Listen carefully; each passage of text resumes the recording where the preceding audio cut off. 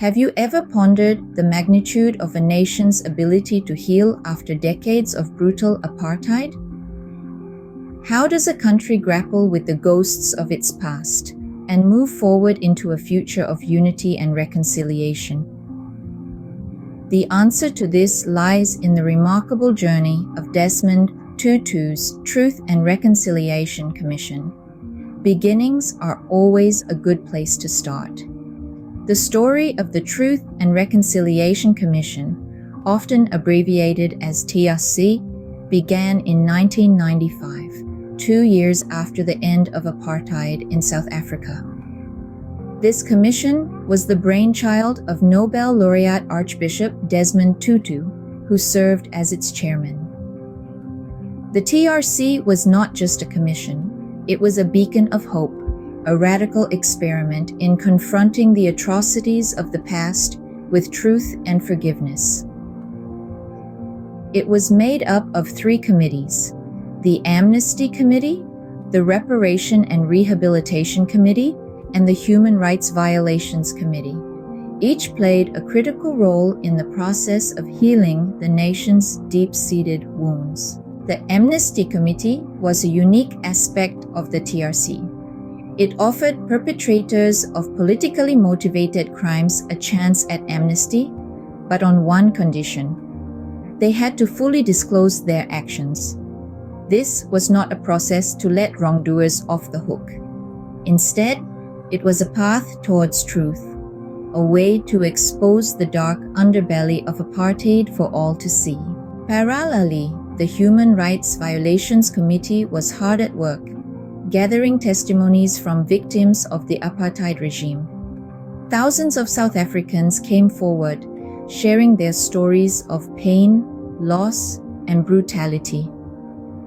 These testimonies were not just recorded, they were broadcasted nationwide, putting a spotlight on the human cost of apartheid. The Reparation and Rehabilitation Committee, on the other hand, focused on how to make amends.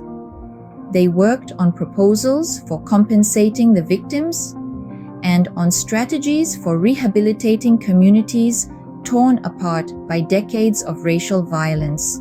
Public hearings were also a significant part of the TRC's process. They were open forums where victims could confront their perpetrators and where the truth was laid bare for all to see. These hearings were raw, emotional, and often heartbreaking, but they were also a powerful tool for healing. So what was the result of all this? Did the TRC achieve its goal of truth and reconciliation? Well, it's complicated. Yes, it brought to light the horrors of apartheid, and yes, it gave a voice to the voiceless. But the path to true reconciliation is long and winding, and South Africa is still on that journey. In summary, Desmond Tutu's Truth and Reconciliation Commission was an extraordinary attempt at healing a nation scarred by years of racial violence. It was a journey of truth, forgiveness, and ultimately of hope.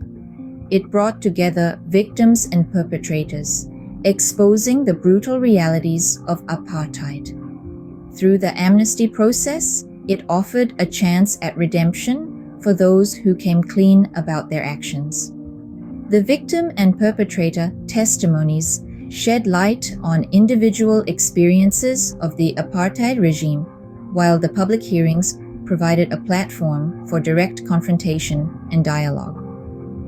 Finally, the Reparation and Rehabilitation Committee worked on strategies to compensate victims and restore broken communities.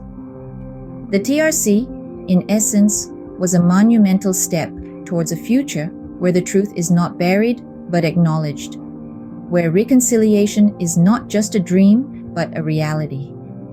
And all of this was made possible by the visionary leadership of Desmond Tutu, a man who believed in the power of truth and forgiveness to heal a nation.